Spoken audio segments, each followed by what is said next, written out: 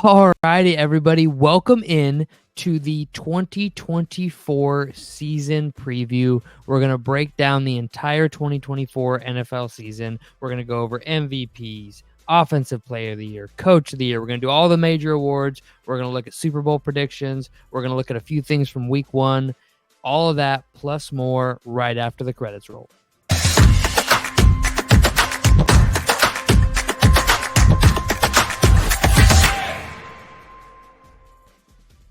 All right, so the car is in drive. We are headed squarely for week one. How you boys feeling? No, I can't be excited enough. I'm ready for it to be here. I'm so fucking. I was telling a coworker last night. I'm like, bro, we have 2 full days until there's football on, and he's like, yes. No. And I'm off Thursday night, so I actually get to watch it.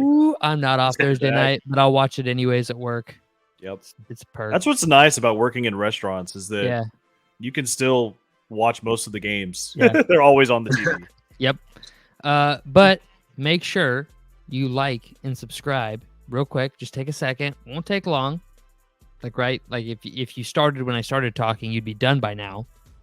So just go ahead and do that, and then you'll be done.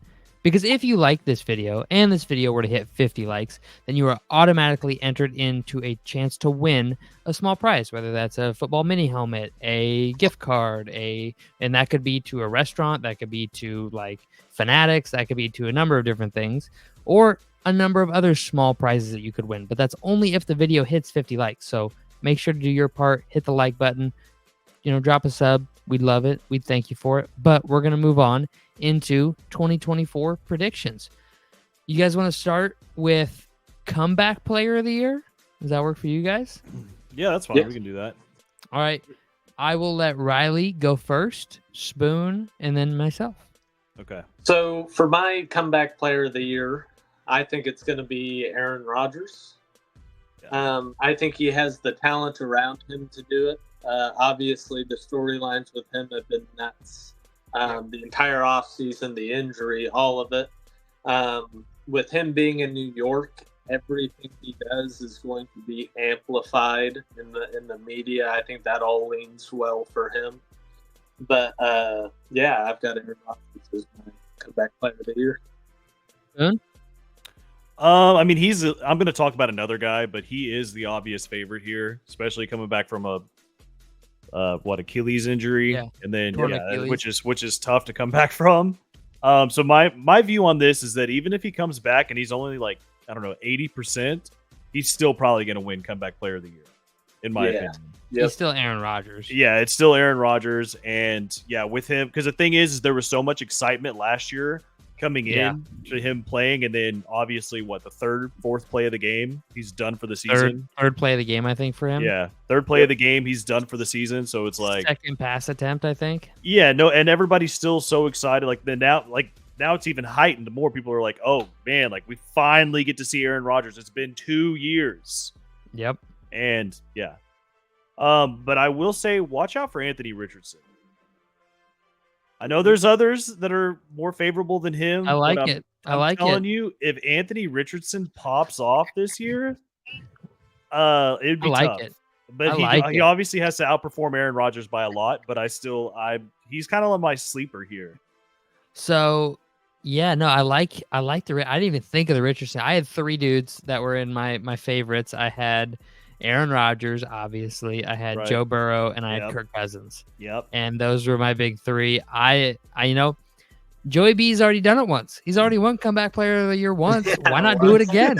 Why not do it again? Yeah. I mean, he's got a proven track record. He can bounce back. I settled on Joey.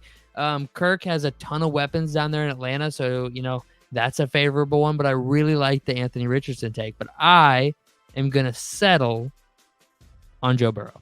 I'm going to say Joe Burrow wins his second comeback of the Player of the Year award. Okay. Easy peasy, lemon, oh so squeezy. We'll move on to Coach of the Year award. Riley, want to lead us off again?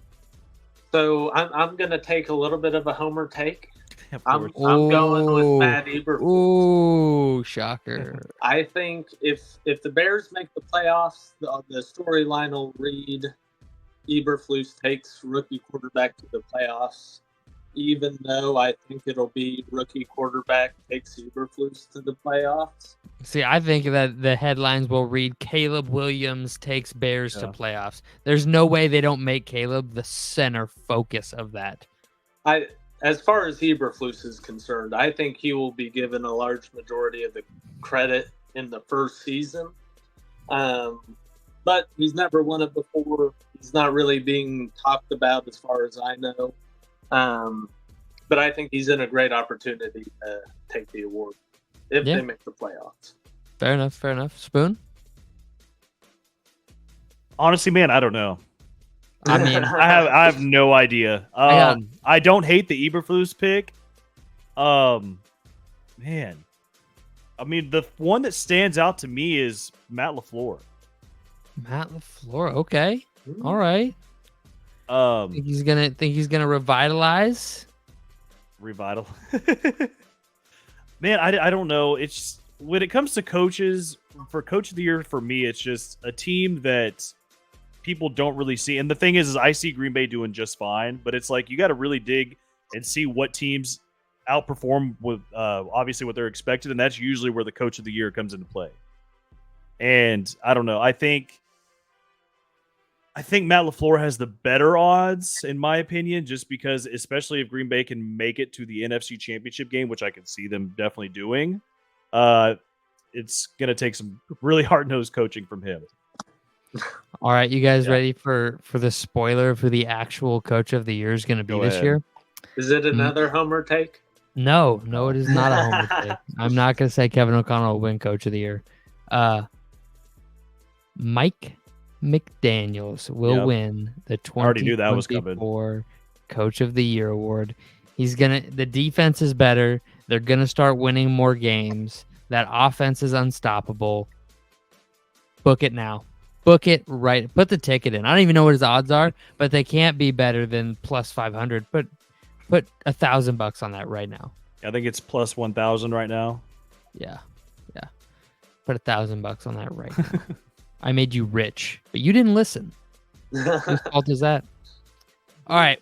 Next up, we got Defensive Player of the Year. Let's let Spoon lead this one off. Really? Yeah. I would like to go with the homer take here. Go Micah. I'm not gonna go Micah. Okay, I'm not gonna go Micah. I think not even under Zim. Zim playing down there. I love Micah, but I'm not going to say him because the last year, from what I remember from last year, I picked Joe Burrow as my NFL MVP, and we all know how that went. So I'm not going to say Micah Parsons here. I'm going to say a different name. I'm going to go with TJ Watt. TJ Watt. That's going to be my Defensive Player of the Year. Okay, Riley, what you got? I will do what Spoon did not have the guts to. You're not going to take a bear? No, he's going to go with Micah. Okay. Micah Parsons. Okay. I love Zimmer. I think he's a great defensive coach. It's looking like Micah is going to be playing through a contract year. So expect him to play more fired up. I think Zim is going to use him everywhere. I think he's going to put up some crazy stat lines across the board. Yeah, I sure hope so. I hope you're right. I honestly thought we were going to have a three-way sweep here because I'm going Micah too. It came down to Max Crosby or Micah Parsons, and the only difference is that Max Crosby doesn't have an offense that's going to put up 30 points a game to just go get after a quarterback all game. And there's one thing Zim loves to do, and it's called the double A-gap blitz. So Micah Parsons will be stood up over the center's head at least a couple times this year, and those are going to result in at least 5 sacks. So add that on to the 12 he's going to get off the edge, and you're sitting at 17 sacks already. So I love what Zim does. Zim actually, he did an interview last week with the Star Tribune, the Minneapolis newspaper, and kind of went scorched earth on the Vikings and kind of said, it's everybody else's fault. Fuck you guys. And I don't necessarily disagree with him, but he did it in a very Zimmer way. He's a very straightforward individual and will tell you exactly what he's thinking. And that rubs some people the wrong way sometimes because it set up a revenge game so nicely.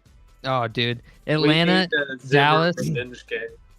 I don't want that. I don't want a Zimmer revenge game. Give it to the Zimmer revenge game is going to come against Kirk Cousins and the Atlanta Falcons, and then he'll have all of his queries settled, and I'll be good. I don't want that. I don't want Zimmer taking anything out on the Vikings. He was a great coach for us. I love the guy. He's just a bit abrasive to some people, and most people don't like that. But let's move on to Offensive Player of the Year awards. Riley, you want to lead it? Yeah, no.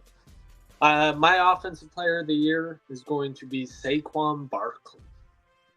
Now, in 14 games last year, we saw him put up 1,200 total yards and 10 total TEDs.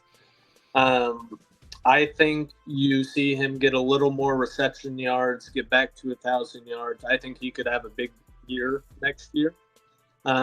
We've seen him obviously rush for crazy stats. We've seen him catch for 700 yards.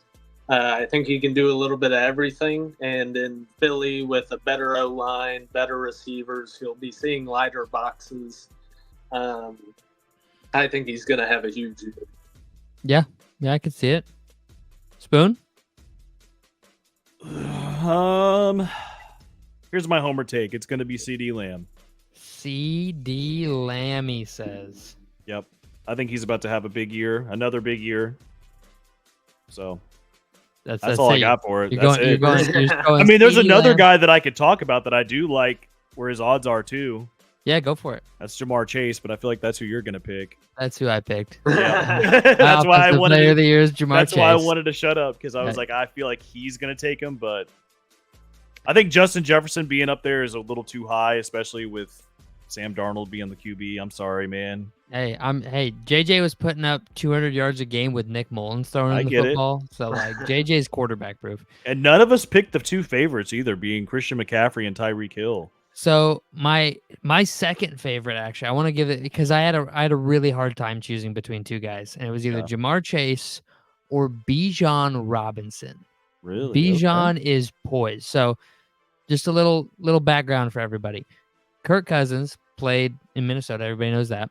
He played under Kevin O'Connell, who ran Sean McVay's offense the year they won the Super Bowl, right?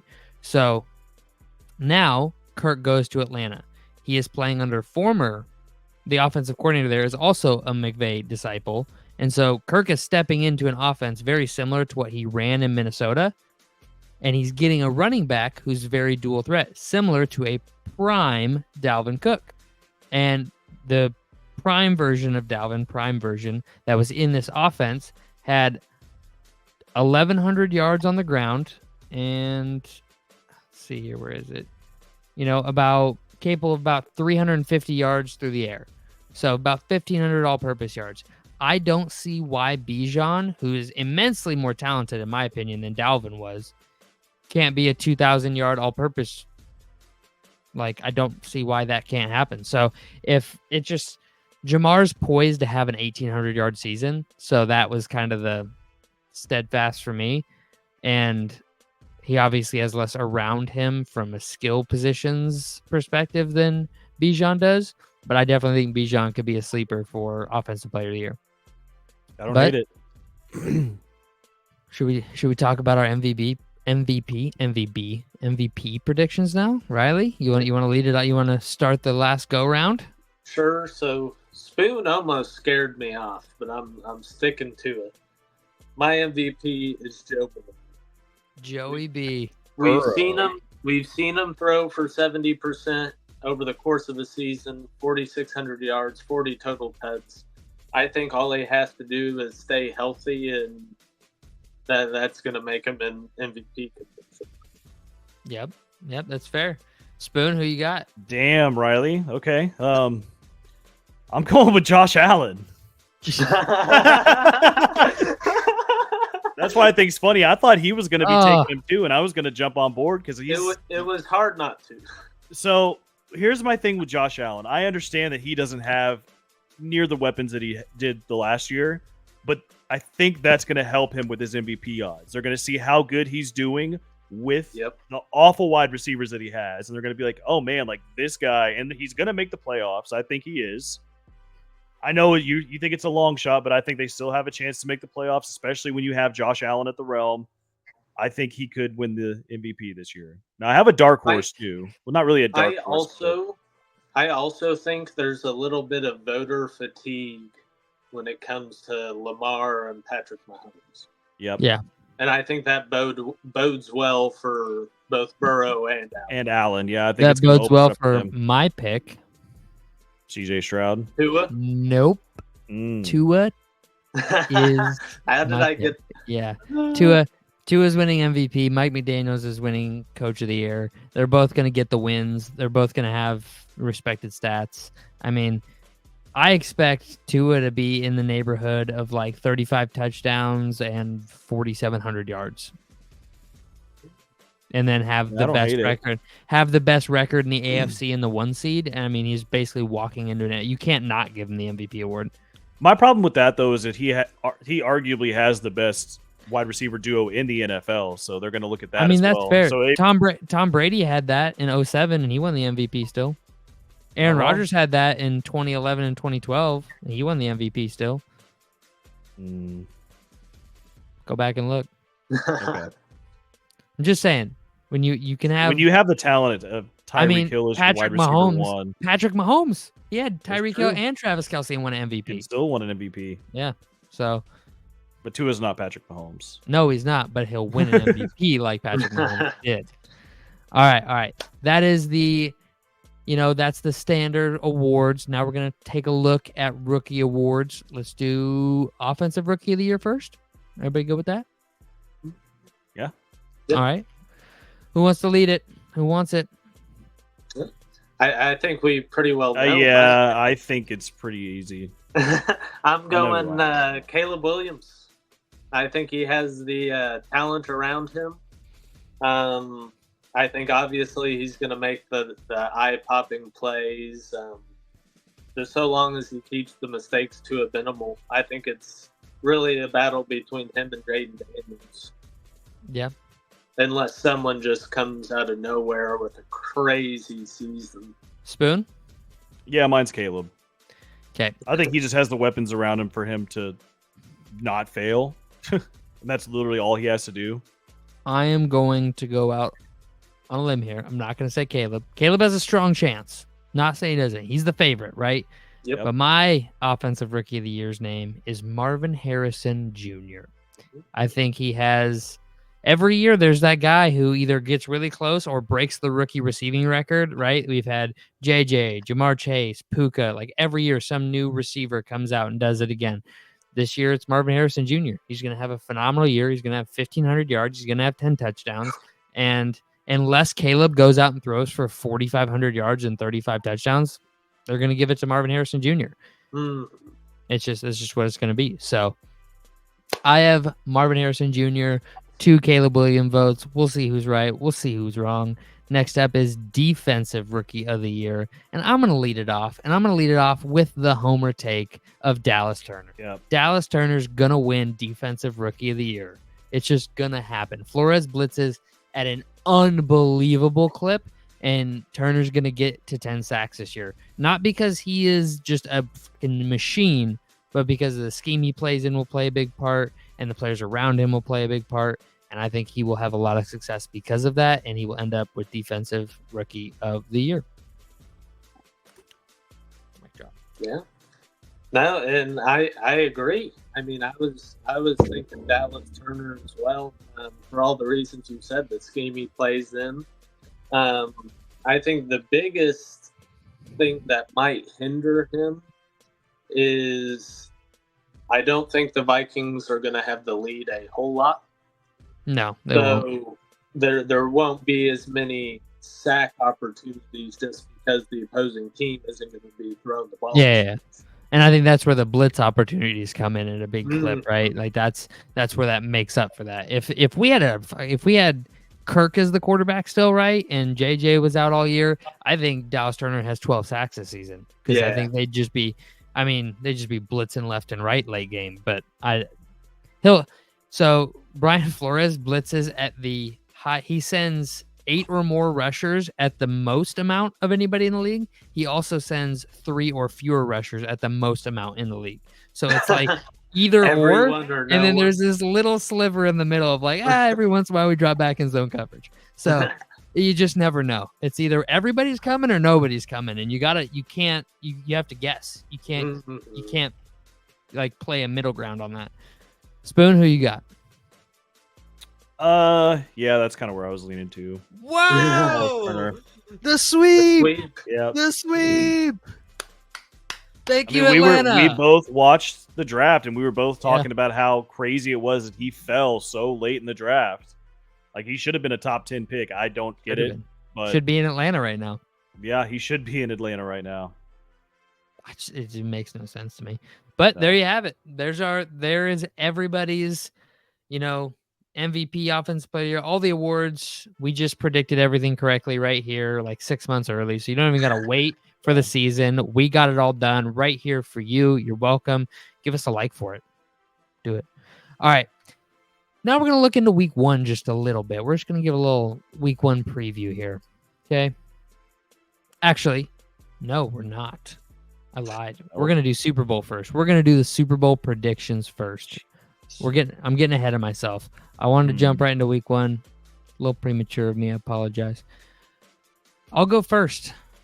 49ers, Ravens, Super Bowl. The Niners finally get their Super Bowl win, and then they end up in a rebuild very similar to Denver with the end of the Peyton Manning era. They have to pay the piper in the salary cap and paying players.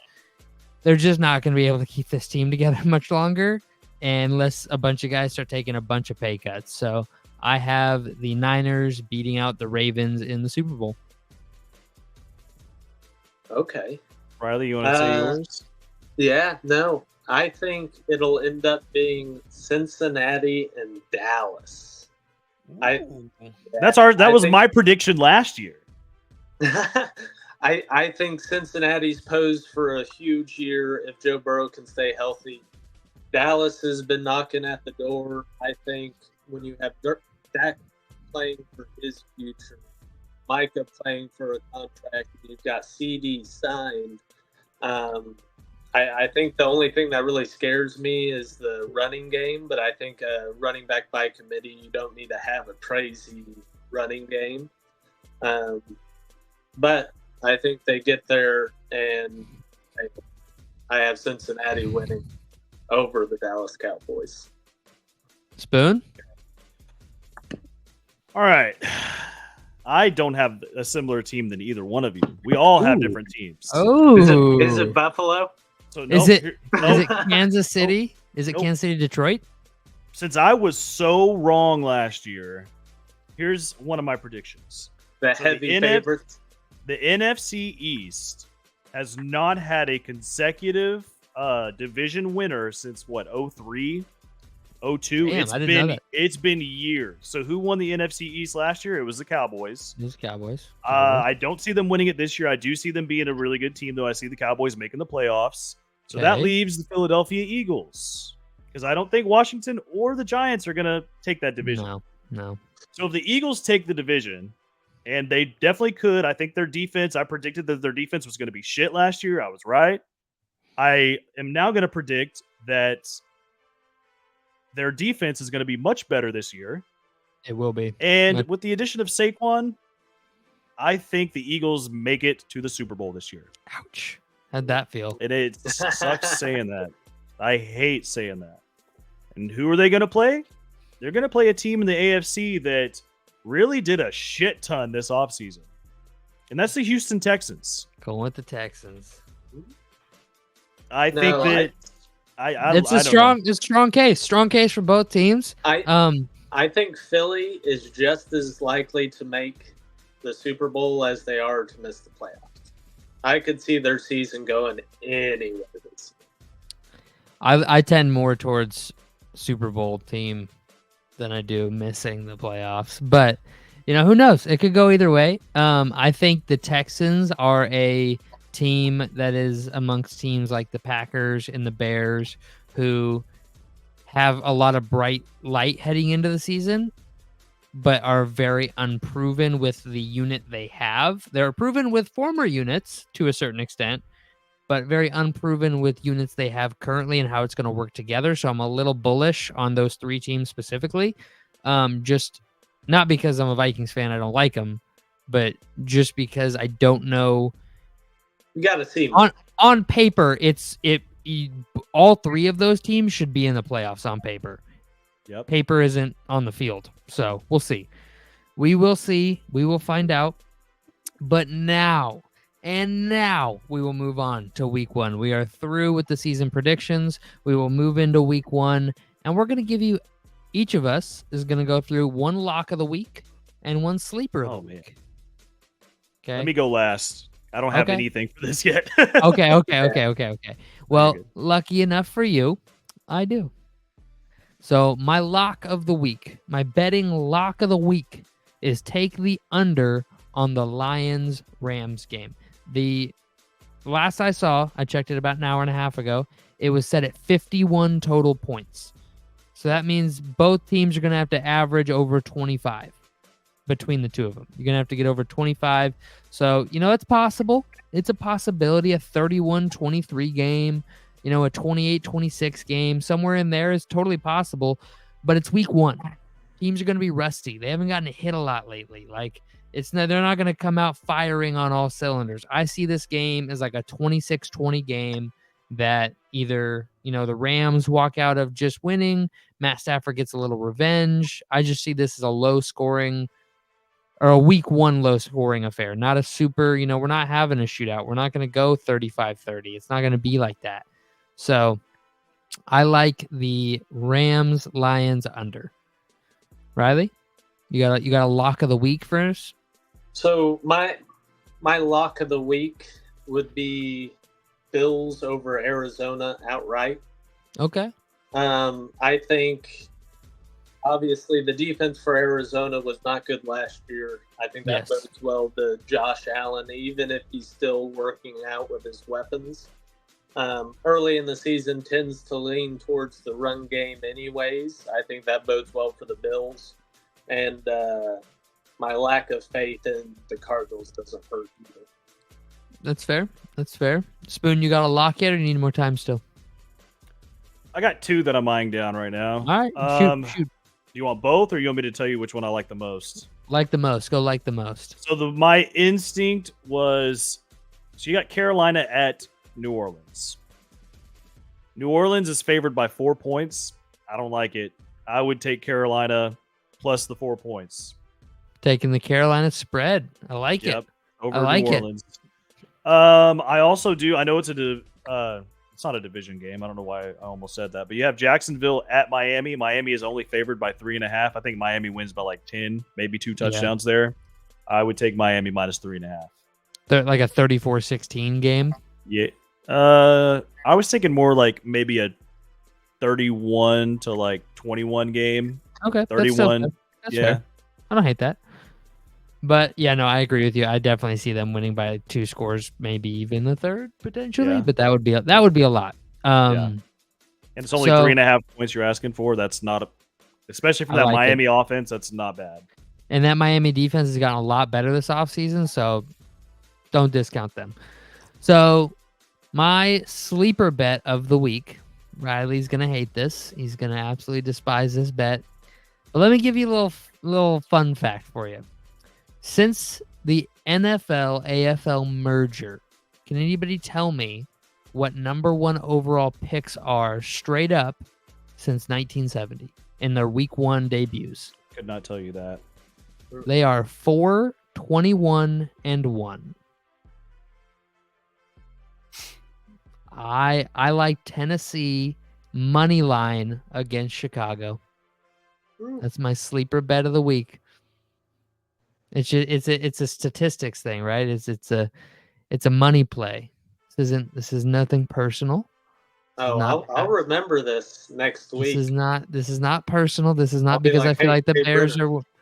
This is not because. Hold on. I'm gonna go. Beautiful opportunity here. I'm gonna go back to what I said last season. Last season we had. If you watched the show last season, first off, thank you for still watching. Second of all, I said a lot last year, week 1 is weird. Weird shit happens week 1. You never we're going to have teams that win week 1 that end up winning 3 more games all year. And we're going to be remember when they beat the out of that team week 1 and we thought they were going to be good? No.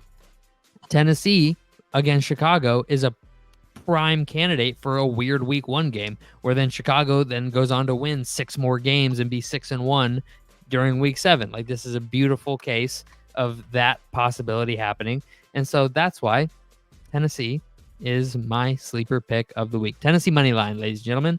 Tennessee money line. Riley, who you got? Man, I don't know. On a sleeper, just hammer all of Caleb Williams' overs. Oh. All of them. All of them. He goes. I can help you. I can help you out. I can give you a second because I got one for you. Yeah, here, give me. So, you said weird shit happens. Yeah.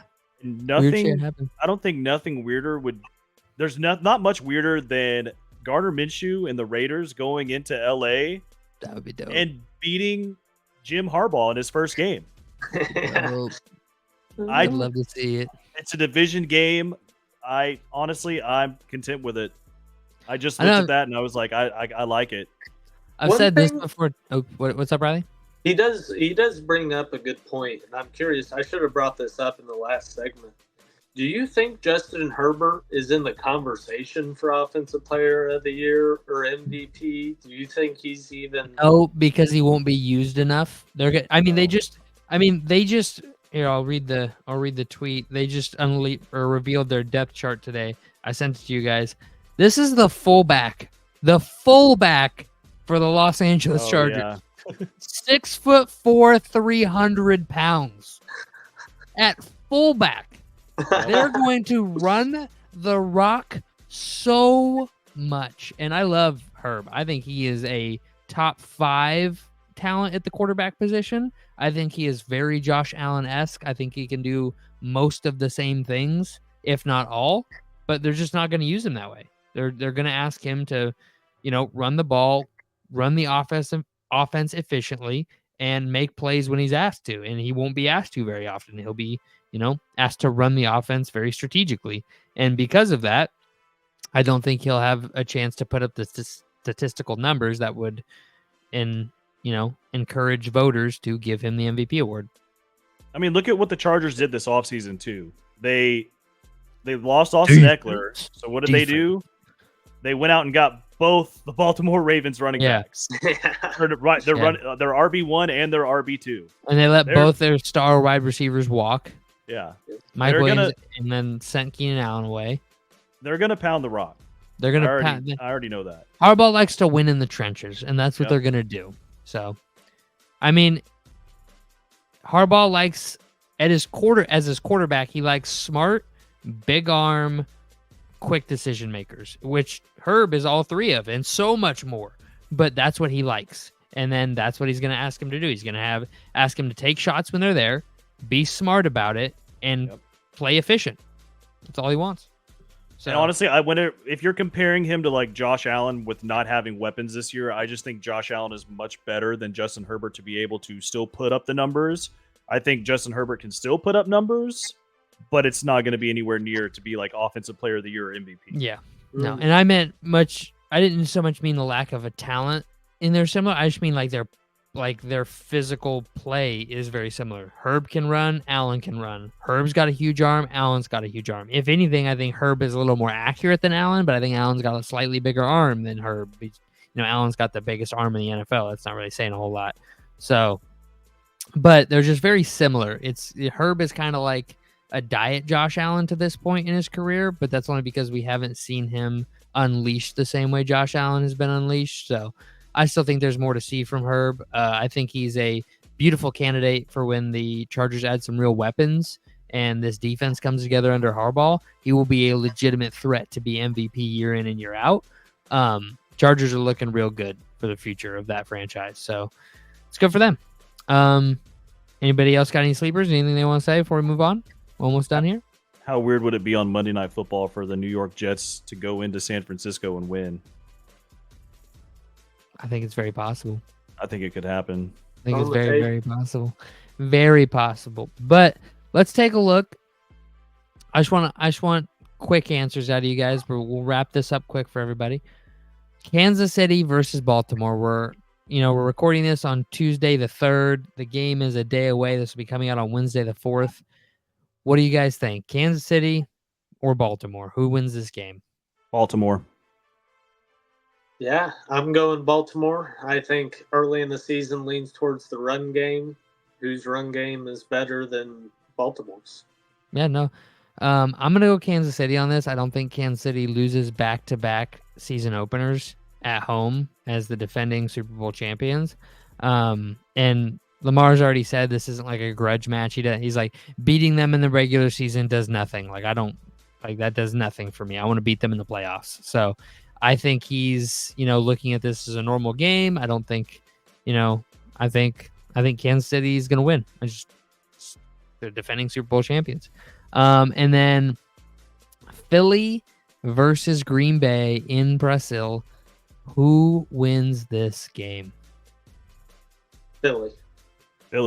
By 10 or more points. I have Philly as well. 10 or more points is a lot to ask for. I will say that my reason for picking Philly is wearing their black and white unis, whereas Green Bay is ignoring everything that they have been told, and they're wearing their green unis anyways, even though they were told not to. Did you hear what Darius Slay said? Darius Slay was fighting his family down there. Well, they straight up said, he's like, the NFL had meetings with us and told us, don't go outside, don't walk down the streets, don't leave the hotels. Like, why are you sending us down to this place if we're in danger there? Yeah, why? He's like, I told my family not to come. I don't want them near that. So I do think it's weird that the NFL is giving into the financial aspect of things this much when they literally can't guarantee player safety if they're not in the building. So it's really rough for me. I don't really get it. So, but I do think Philly wins this game. I think that, Green Bay probably puts up 24 points. Philly ends up with 28 points. Seems relatively fair for me. I just think Philly's the better team. But anybody got anything else they want to add before we wrap it up? All right. Well, you heard it here first. That was our 2024 season preview. That was all we got. We'll see y'all next time.